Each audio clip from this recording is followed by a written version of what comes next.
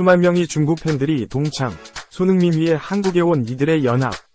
중국 언론은 손흥민은 국적 불문 누구에게나 우상인 글로벌 스타. 손흥민, 32 토트넘, 이 불협화음과 함께 오프시즌에 돌입했다. 토트넘에서 벌써 10년 차다. 정식 계약 마지막 시즌이다. 손흥민 축구 인생 후반부에서 가장 중요한 시기라고 해도 과언이 아니다. 하지만 반갑지 않은 소식만 줄줄이다. 재계약 관련 자본부터 튀르키예 이적설이 손흥민을 괴롭히더니 급기야 팀 동료가 인종차별 발언을 내뱉는 사태까지 벌어졌다. 이번 휴식기는 손흥민 입단 초창기 이후 제일 어수선하다. 손흥민은 2015년 여름 토트넘 유니폼을 입었다. 2015에서 2016 시즌 프리미어리그에 대비해 임팩트가 다소 부족했지만 당시 마우리시오 포체티노 감독의 신뢰가 두터웠다. 2016년 여름은 불안 속에서도 무사 통과했다. 이후 탄탄대로였다. 손흥민은 2016에서 2017 시즌 14골을 시작으로 8년 연속 두 자리 골을 폭발했다. 토트넘 간판 스타로 우뚝 섰다. 주장 완장도 달았다. 하지만 올해 5월 말 토트넘이 재계약 대신 1년 연장 옵션만 발동할 것이라는 관측이 영국 매체를 통해 제기됐다. 튀르키예 페네르바체 감독으로 부임한 조제 무리뉴가 손흥민 영입을 원한다는 보도도 나왔다. 페네르바체는 토트넘보다 하위 레벨이다. 불과 2에서 3년 전만 해도 레알 마드리드나 리버풀과 같은 빅클럽 영입설을 몰고 다녔던 손흥민이다. 손흥민은 직접 진화에 나섰다. 손흥민은 11일 서울에서 열린 북중미 월드컵 아시아 2차 예선 중국전 승리 후 답답한 심정을 숨기지 않았다. 그는 아직까지 딱히 말씀드릴 부분이 없다. 구단과 오고 가는 얘기가 없는 상황에서 이렇게 와전돼 나가는 것들이 불편한 건 사실이라고 했다. 이어 아직까지 계약 기간이 충분히 남아있다. 거취 관련 내용으로 인해서 정신이 왔다 갔다 하는 것보다 제가 해야 될 것들을 집중해서 하는 게 선수로서의 중요할 것 같다고 말했다. 15일에는 토트넘의 우루과이 미드필더 로드리고 벤탄쿠르가 사고를 쳤다. 우루과이에서 코파 아메리카 대회를 준비하던 그는 자국 방송에 출연했다. 진행자가 손흥민 유니폼을 요청하자 벤탄쿠르는 그들은 다 똑같이 생겼다. 사촌이어도 모를 것이라며 동양인 외모를 비하했다. 그는 사태의 심각성을 뒤늦게 인지했다. 부랴부랴 SNS에 사과문을 올렸다. 손흥민의 애칭인 소니위 철자를 소니로 틀리게 적고 24시간이면 삭제되는 인스타그램 스토리를 이용해 논란만 키웠다. 벤탄쿠르의 사과문은 16일에 이미 사라졌다. 영국 언론들은 지난 인종차별 처벌 사례를 소개하며 이 소식을 엄중하게 다뤘다. 매체 디 애슬레틱은 지난해 11월 크리스탈 팰리스와의 프리미어리그 경기에서 손흥민을 향해 인종차별적 행동을 한 서포터는 3년 동안 축구 경기 관람이 금지됐다고 설명했다. 미러는 벤탄쿠르가 생방송에서 끔찍한 농담을 했다. 벤탄쿠르는 많은 비판을 받았다고 꼬집었다. 데일리 메일은 엽기적인 발언이라고 조명했다. 토트넘 공식 SNS에는 해명을 요구하는 댓글이 빗발치고 있지만 묵묵부답이다. 손흥민도 침묵을 유지하고 있다. 그저 해프닝으로 지나가기에는 일이 커지는 모양새다.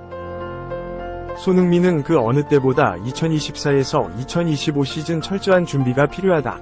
최고의 환경에서 몸 만들기에만 집중해도 모자랄 한국의 악재가 겹쳤다.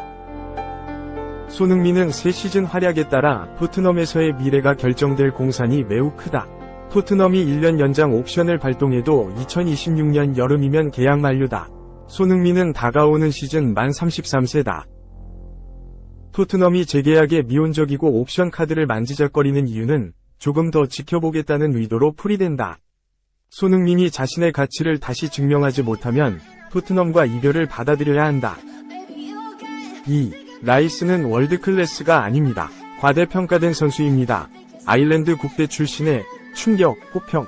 아일랜드 축구 국가대표 출신 제임스 매클린이 데클란 라이스를 향해 호평을 남겼다. 영국 골닷컴은 20일 이하 한국 시간 전 아일랜드 국가대표 매클린이 라이스가 과대평가받고 있다고 말하면서 세계적인 수준이 아니라고 주장했다 라고 보도했다. 잉글랜드는 17일 오전 4시 독일 겔젠키르헨에 위치한 펠틴스 아레나에서 열린 유럽축구연맹 유로 2024 조별리그 C조 1차전에서 세르비아에 1에서 0으로 승리했다. 이날 라이스는 잉글랜드의 수비형 미드필로 출전해 풀타임을 소화했다. 축구 통계 매체 풋몹에 따르면 라이스는 패스 성공률 95%, 81분에 77, 기회 창출 1회, 공격 지역 패스 8회, 리커버리 9회 등을 기록하며 준수한 활약을 펼쳤다. 경기 후 평가도 나쁘지 않았다. 골닷컴은 평점 6을 매기며 후반에 약간 권위가 떨어지긴 했지만 플레이를 훌륭하게 유지했다 라고 평가했다. 영국 토크스포츠는 자신감 있고 결단력 있는 모습으로 주드 벨링엄이 번창할 수 있도록 했다 러며 평점 8을 줬다. 영국 90MIN은 항상 쇼를 보여준다. 세르비아를 상대로 또 한 번 쇼를 펼쳤다. 그의 실력은 다른 팀원들에 비해 다소 눈에 띄지 않았을지 모르지만 컨트롤이 매우 중요했다 라며 평점 7을 부여했다. 그런데 충격적인 주장이 나왔다. 과거 아일랜드 축구 국가대표 소속으로 A매치 103경기를 소화한 맥클린이 라이스가 너무 과대평가된 선수라며 호평을 날렸다. 맥클린은 라이스는 과대평가된 것 같다. 오해는 하지 마라. 나는 그가 매우 훌륭한 선수라고 생각하지만 잉글랜드 언론이 그에 대해 서정적으로 묘사하는 게 완전히 지나치다고 생각한다 라고 이야기했다. 맥클린은 라이스가 세계적인 선수가 아니라고 말했다. 그는 내 생각에 라이스는 세계적인 선수가 아니다. 나한테 세계적인 선수란 전세계 모든 팀에 들어갈 수 있는 선수다 라고 설명했다. 이어서 라이스는 그렇지 않다고 생각한다. 로드리보다 맨체스터 시티에 먼저 들어갈 수 있는 선수는 아니다. 토니 크로스는 경기를 주도하고 로드리는 경기를 지시한다. 하지만 라이스는 그렇지 않다고 생각한다 라고 덧붙였다. 한편 잉글랜드는 21일 오전 1시 덴마크와 유로 2024 조별리그 2차전을 치른다. 충격적인 호평을 받은 라이스가 어떤 활약을 펼칠지 주목된다. 3. 레알 메뉴 갔으니 미넨도 오자. 연봉만 깎으면 오른쪽 화살표 싫어요. 사우디도 오라는데. 바이에른 뮌헨이 맨체스터 유나이티드 미드필더 카세미루 영입을 문의했으나 카세미루가 거절한 것으로 알려졌다. 뮌헨은 풀럼의 미드필더 주앙 팔리냐 영입에 집중하고 있다. 영국 매체 팀토크는 19일 한국 시간 바이에른 뮌헨은 카세미루의 캠프에 연락해 뮌헨 이적에 대한 관심을 확인했다며. 그러나 카세미루가 뮌헨이 제시한 수치에 대해 희미한 견해를 보인 이후 협상은 초기 단계 이상으로 진전되지 않았다고 전했다. 매체는 이어 카세미루는 프리미어리그에서 뛰어난 활약을 펼치던 2023년 여름에 뮌헨의 레이더에 있었다며. 카세미루는 거래가 성사되기 위해 상당한 급여를 삭감해야 했지만 카세미루는 그렇게 할 의사가 없었다고 덧붙였다. 카세미루의 지난 시즌 활약을 고려하면 뮌헨이 눈독 들일만 했다.